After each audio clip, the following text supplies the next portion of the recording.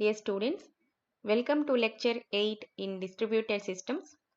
In the previous lecture, we have discussed about synchronization, blocking send and blocking receive. We also discussed about non-blocking receive and non-blocking send primitives. And what are the two methods commonly used for non-blocking receive and send, polling and interrupt? All we have discussed in the previous lecture. So before going to this buffering topic, I recommend you to listen to synchronization if you have missed that video. If you still have any doubts, please mail me at gayatrisierra2021@gmail.com. Now we will start the topic of buffering. So we know that message can be transmitted from one process to another by copying the message from the address space of sending process to the address space of the receiving process. We have already discussed this, that message will be transmitted from one process to another by copying the body of the message from where address space of the sender to the address space of the receiving process. So this is the mechanism we will follow in passing the messages. So generally we will copy the address space of the kernels, that is operating systems of the sending and receiving computers. So there may be cases, in some cases, where the receiving process is not ready to receive a message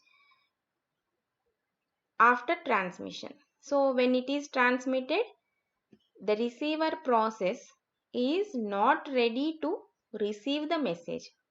So what it wants? It wants the kernel or the operating system to save the message for later use.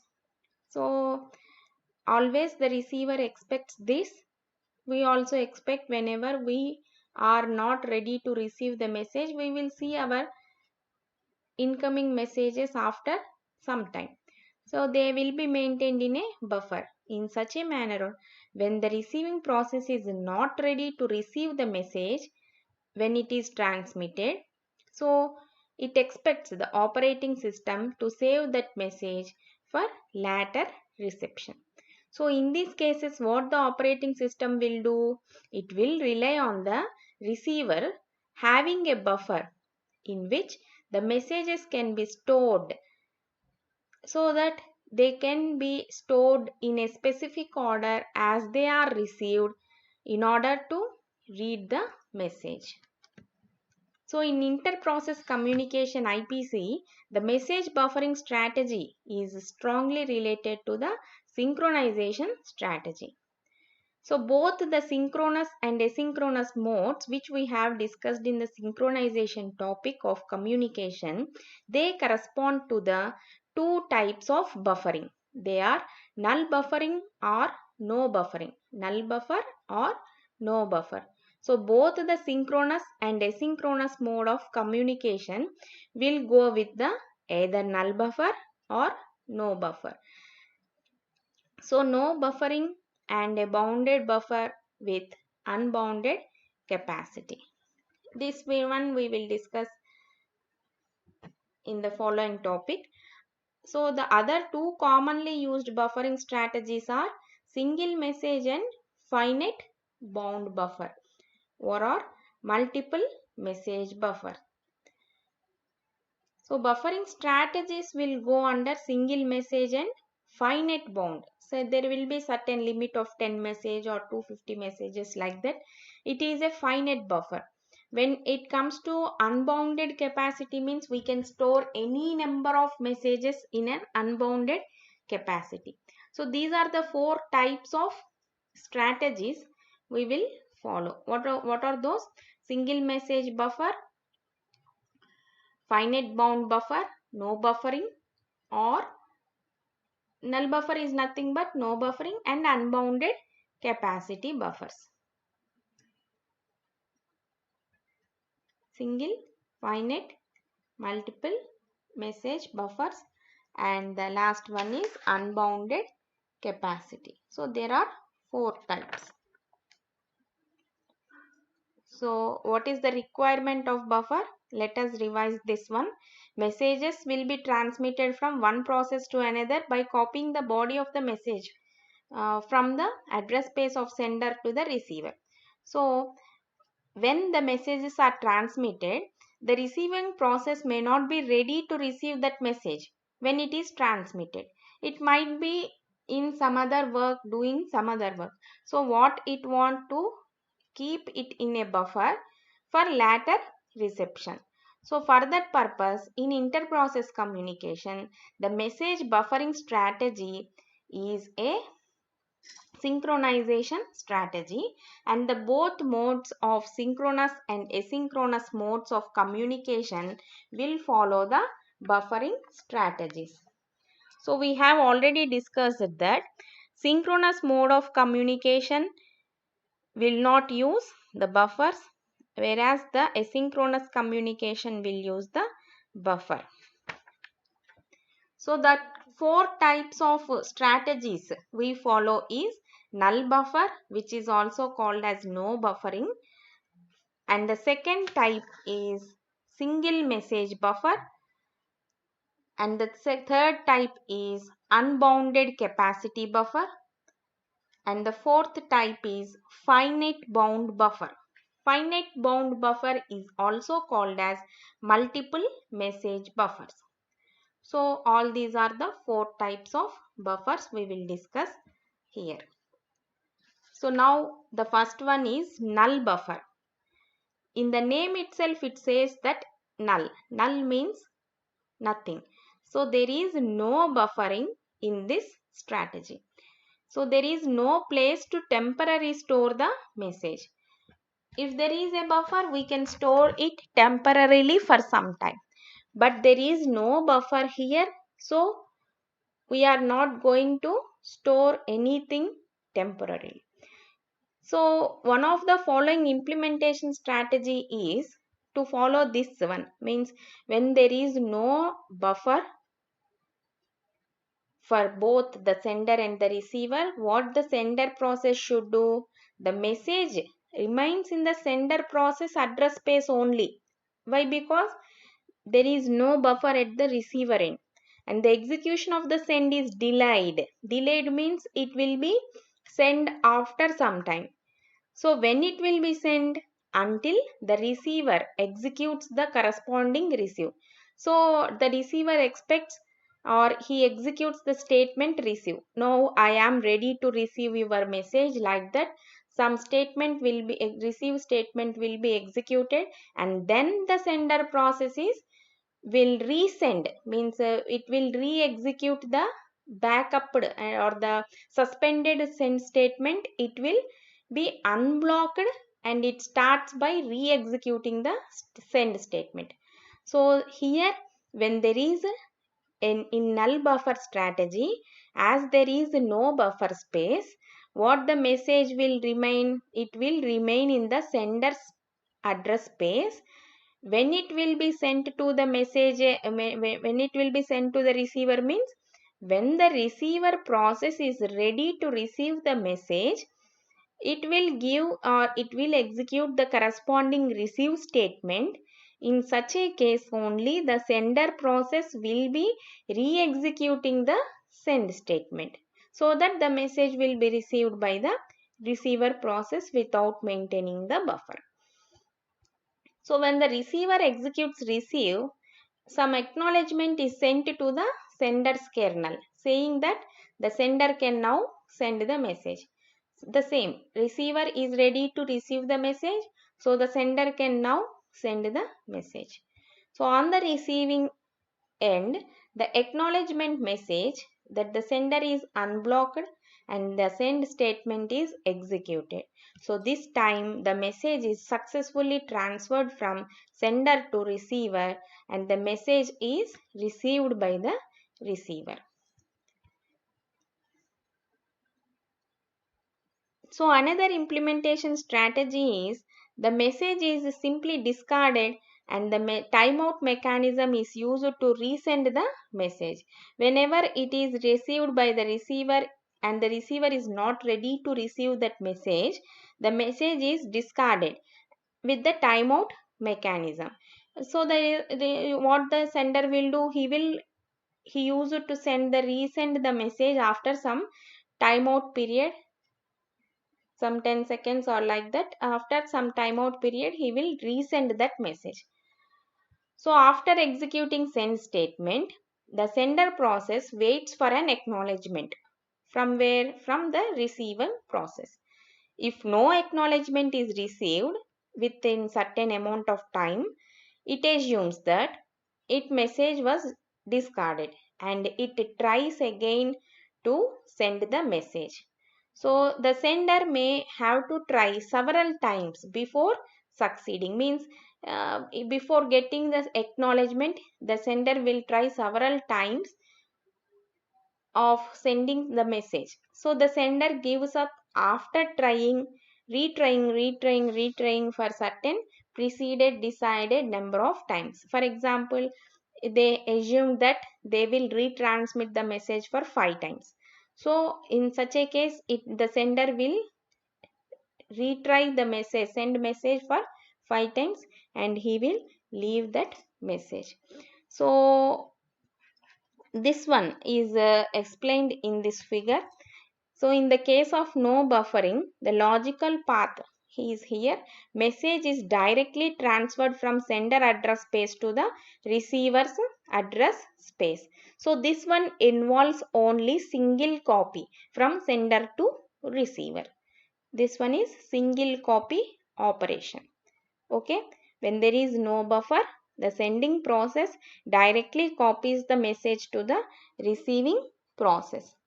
So here in this strategy, we will follow either it will be in a blocked state until the receiver is ready to receive the message, or the mechanism of resending the message within a pre-decided number of times will be done in this strategy.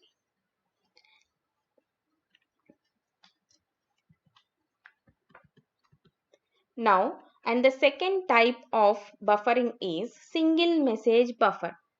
So here the null buffer strategy is generally not suitable for synchronous communication. Why? Because both the processes in a distributed system, whenever the receiver is not ready, a message has to be transferred 2 or more times. And the receiver of that message has to wait for the entire time taken to transfer the message across the network. There is some waste of time for a receiver. So in a distributed system, message transfer across the network will require some time in some cases. So what we will do?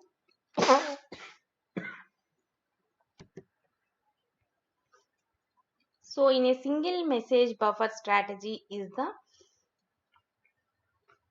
one which we follow in a synchronous communication.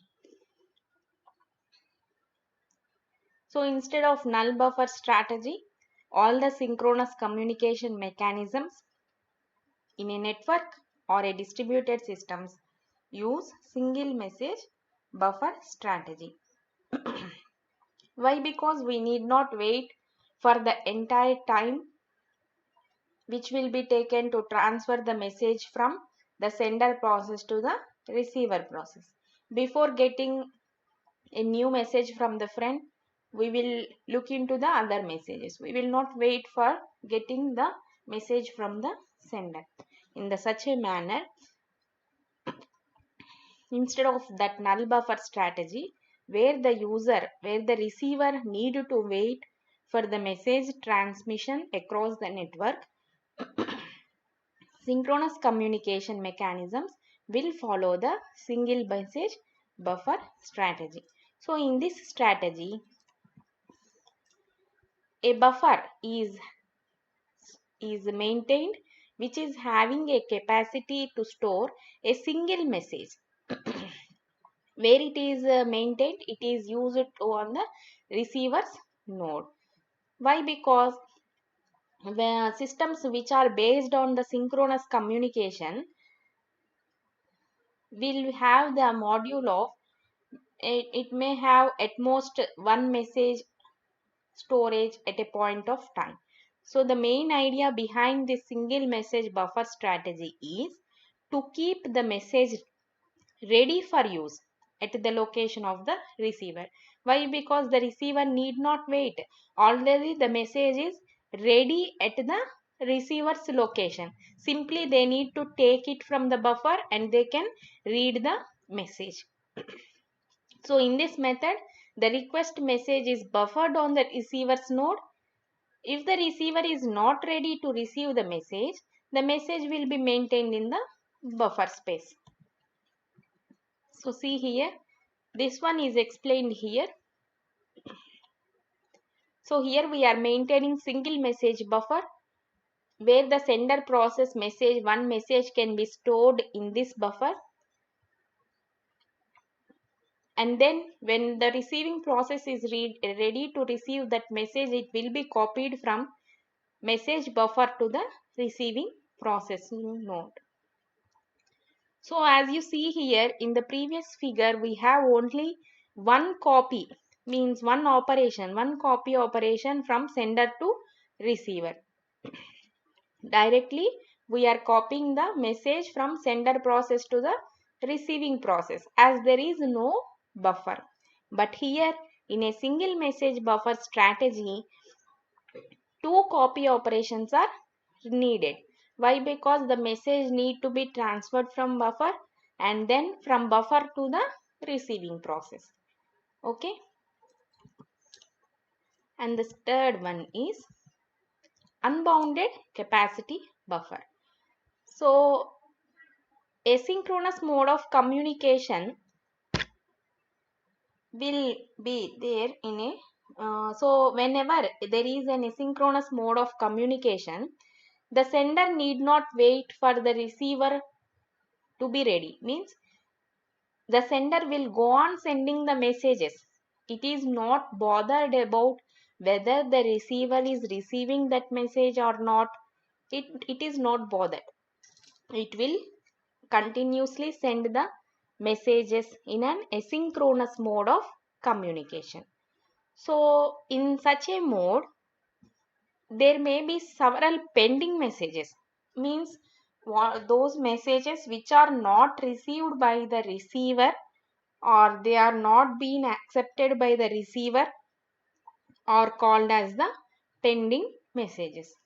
So when there is unbounded capacity, the sender can send any number of messages and all those messages will be stored in a unbounded capacity buffer.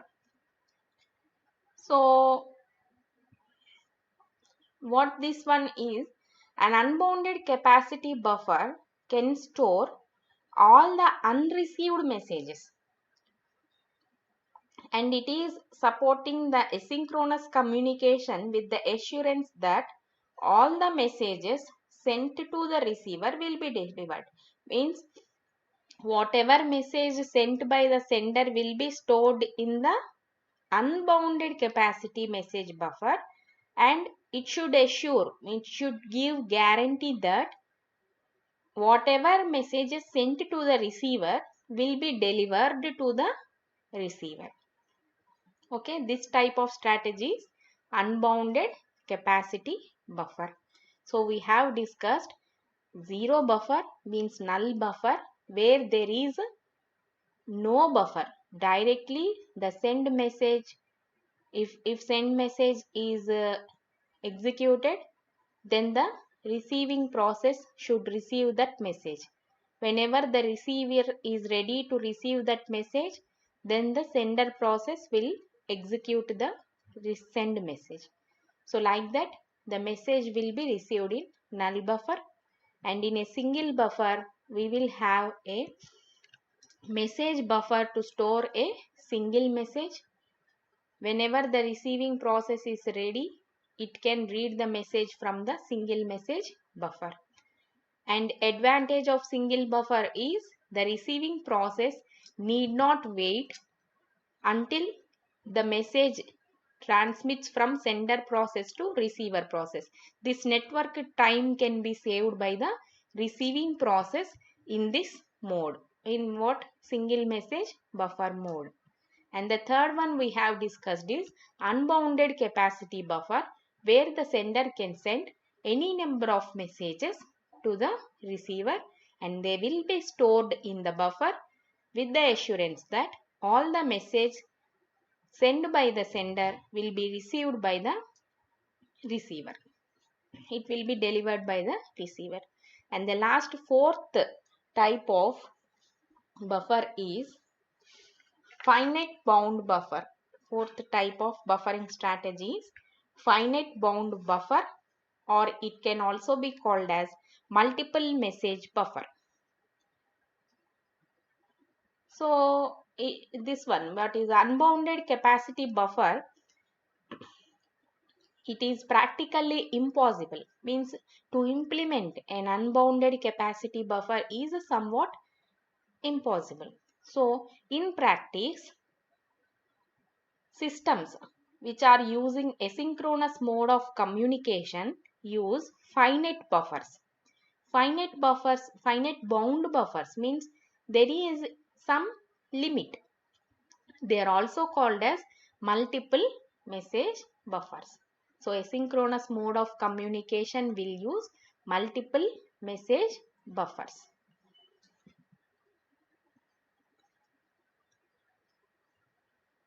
Please note that asynchronous mode of communication will use finite bound buffers, and we have already discussed that synchronous mode of communication will use the single message buffer strategy instead of null buffer strategy. Okay, for synchronous mode of communication, single message buffer if there is a buffering strategy, and asynchronous mode of communication use finite bound buffers, which are also called as multiple message buffers. Both extremes are not good. We know that no no buffer or unbounded capacity buffer are not good. So what we will use? Either single message buffer or for asynchronous communication, or the multiple message buffer for an asynchronous mode of communication. So when the buffer has finite bounds, this strategy also needs the to handle the problem of possible buffer overflow. Means if the buffer capacity is of 10 messages, whenever the 10 messages are not yet accepted by the receiver, there comes the buffer overflow, where the sender is sending the 11th message also. So this problem can be overcome with two possible ways. That is unsuccessful communication. So in what is overflow, I hope you have understood. Finite bound buffers means there is a limit of buffering messages. Say for example, I am saying that the buffer can hold 10 messages. Okay, buffer can hold 10 messages and the sender has sent 11th message. It is nothing but buffer overflow. So in such a case, we need to handle the problem of buffer overflow in these two ways: unsuccessful communication and flow controlled communication. So unsuccessful communication, the message transfers will fail whenever there is no message buffer space, no buffer space. When there is no buffer space, the message is failed. So the sender normally it will return an error message to the sending process. What it will say? It will say that message could not be delivered to the receiver as the buffer is already full. Means the message is not yet any of the message is not yet received by the receiver, As the buffer is full, the message is not delivered. Some error message will be sending to the sender process. So this method of handling will make the message passing strategy it as a less reliable, means the message is not receiving by the receiver, so it makes us less reliable. So the second strategy is, and the second way is flow controlled communication. So in this, what the sender is blocked until the receiver accepts some of the messages from the message buffer, so that it creates some space. In this strategy, what if the receiver has received some 4 messages out of 10 messages, the capacity of the buffer is 10, it has already read about 4 messages, then there is a storing capacity of 4 messages again. So until that time the sender is blocked. So it creates a synchronization between the sender and the receiver, and then some uh, some space will come in a buffer, then the sender can send the message. So it is managed. But some cases we can expect where there is a deadlock, in which the sender will always be in the waiting state, that is in the blocked state only. So the figure is this one. For multiple message buffer type is this one, where the sending process can send the n number of messages of message buffer size, where the receiving process will receive that message in the order sent by the sender. Here also 2 copy operations are needed, as the sending process message will be copied to the multiple message buffer once, and then from here to the receiving process. So the 2 copy operations are needed.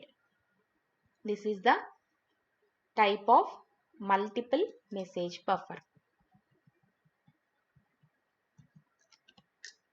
So here we have discussed that the multiple buffer strategy. The message is first copied from the sending process memory to the receiving process mailbox. Mailbox is nothing but the buffer, and then it is copied from the mailbox to the receiver's memory. When it will be copied? It will be copied when the receiver calls for the message. When it is ready to receive the message, it will be copied from mailbox to the receiver's memory. So in this also, it will, the logical path of message transfer will involve the 2 copy operations, one from sender to mailbox and the other from mailbox to receiver. So when the message communication is based on multiple buffer strategy, multiple message buffering strategy, it provides better concurrency and flexibility compared to no buffering or single message buffering. But the complexity behind the design and use of multiple message buffer is there, and some extra work need to be handled when creating or deleting or protecting the multiple message buffer strategies. The concurrency and flexibility is more in multiple message buffering strategy, but there is some complexity. When there is some advantage, there will be also some complexity. So if we handle that complexity, it is better to use the multiple message buffer strategy in a asynchronous mode of communication.